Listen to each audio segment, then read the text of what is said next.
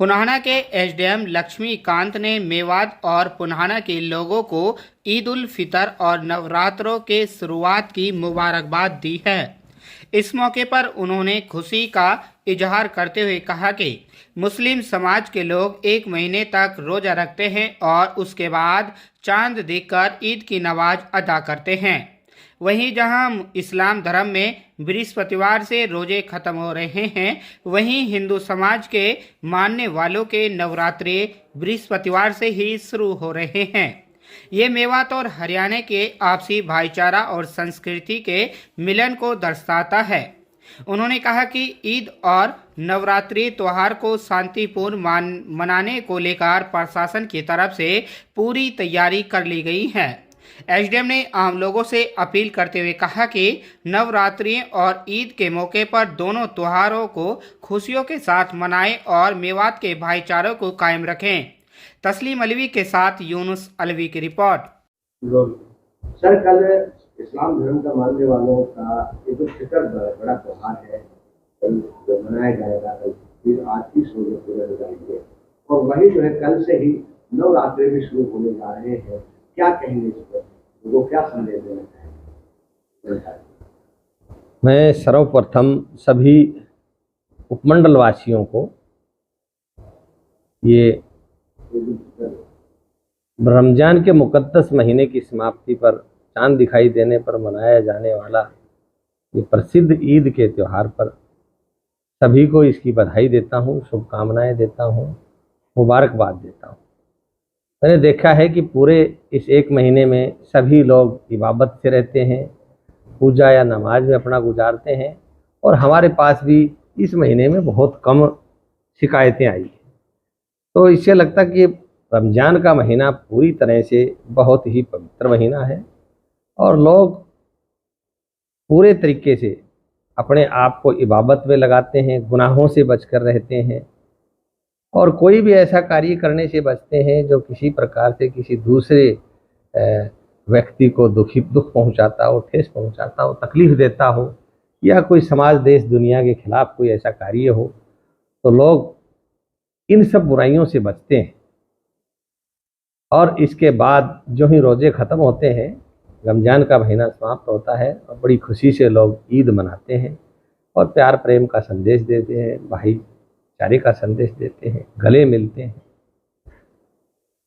और इसके साथ साथ एक दूसरी खुशी और है कि जो ही रमज़ान का महीना समाप्त होने को जा रहा है, इसके साथ साथ हिंदू धर्म की मान्यताओं के अनुसार भी नवरात्रे शुरू हो रहे हैं।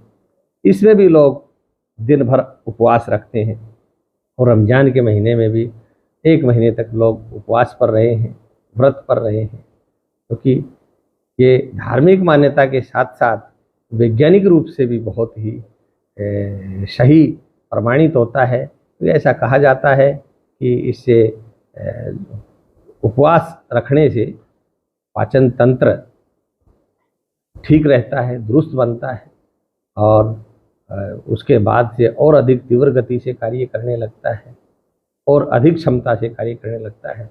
इस प्रकार से चिकित्सा पद्धति में चिकित्सा विज्ञान भी ये कहता है कि व्यक्ति को उपवास रखना चाहिए।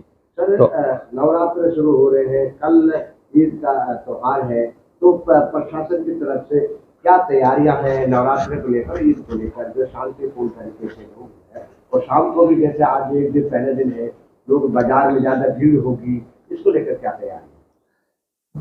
क्योंकि ये एक प्रसिद्ध त्यौहार है, भीड़ तो इसमें होती ही है और प्रशासन की तरफ से, पुलिस की तरफ से पूरी तैयारियां हैं। किसी प्रकार किसी को दिक्कत ना आए और पूरी तरह से दुकानें सजी हुई हैं। लोग भाईचारे से, प्यार प्रेम से अपना सामान खरीद रहे हैं, क्योंकि ये पवित्र महीना है, इसमें लोग झगड़े से भी बचते हैं, दूसरी बुराइयों से भी बचते हैं। इसलिए खुद भी इन चीज़ों का पालन करते हैं कि कोई किसी प्रकार से कोई गलती ना हो।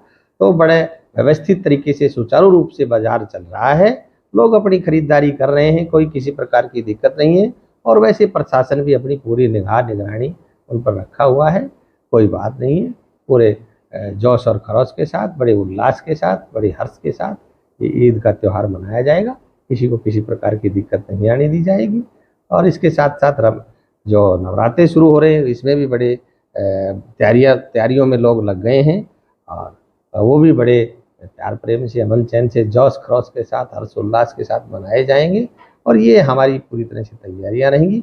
और साथ ही मैं लोगों से भी ये अपील करना चाहूँगा कि वो भी पूरे तरीके से, जिस प्रकार से हम इबादत, प्रार्थना या पूजा करते हैं, वो ईश्वर को या अपनी देवी देवताओं को या खुदा को, अल्लाह को प्रसन्न करने के लिए करते हैं, तो ऐसी बुराई भी ना करें जो हमारे जो ईश देव हैं उनको बुरी लगे। और देखिए बड़ी मजेदार है, कल से एक उपवास यानी रोजे खत्म हो रहे और दूसरे उपवास रोजा यानी नवरात्रों को शुरू हो रहे, यानी कि हिंदू मुस्लिम का जो एक किस्म से कड़ी है हिंदुस्तान की, कैसा महसूस, खासतौर पर मेवात के बारे में किस संदर्भ में देखते हैं हिंदुस्तान के बारे में? बिल्कुल, सभी धर्म या संप्रदाय, मजहब किसी न किसी रूप में एक दूसरे से जुड़े हुए हैं। सभी धर्मों के अंदर उपवास, व्रत, इस तरह के पहले से ही नियम कायदे बने हुए हैं कि लोग उसको रोज़ा के रूप में अख्तियार करते हैं, या उपवास रखते हैं, या व्रत मानते हैं। तो ये वैज्ञानिक रूप से भी और धार्मिक मान्यता के रूप से भी एक दूसरे से जुड़े हुए हैं। और सभी धर्मों का एक ही संदेश है कि अपने ईश्वर की, अपने इष्ट देव की पूजा करें। पूजा पद्धति अलग अलग होती है, मानव का सामान्य व्यवहार, सामान्य जीवन एक जैसा ही होता है।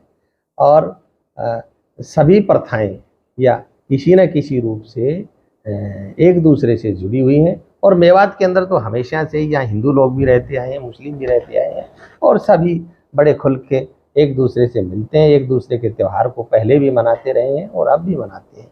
और मुझे आशा है आप लोगों से क्या अपील करना चाहेंगे? मैं लोगों से ये कहना चाहूँगा कि आप हिंदू लोग भी मुस्लिम त्योहारों में सम्मिलित हों और बधाइयाँ दें, उसको मनाएं और एक दूसरे को प्यार प्रेम का संदेश दें।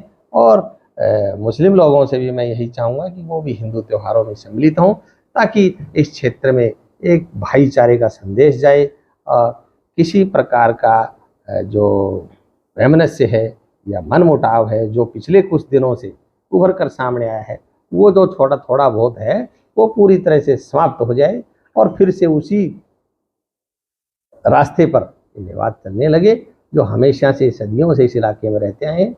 सभी संप्रदायों को, सभी मान्यताओं को मानने वाले और अलग अलग फिरकों को मानने वाले भी लोग हैं और पहले से रहते आए हैं, उसी तरह इस प्रकार से खुशी से रहें, अमन चैन से रहें। भरोसे का YouTube चैनल और सच्ची खबरें देखने के लिए हमारे खबर हक टीवी को सब्सक्राइब, लाइक और शेयर जरूर करें। और हाँ, सबसे पहले खबरें पाने के लिए बेल आइकन दबाना बिल्कुल भी ना भूलें।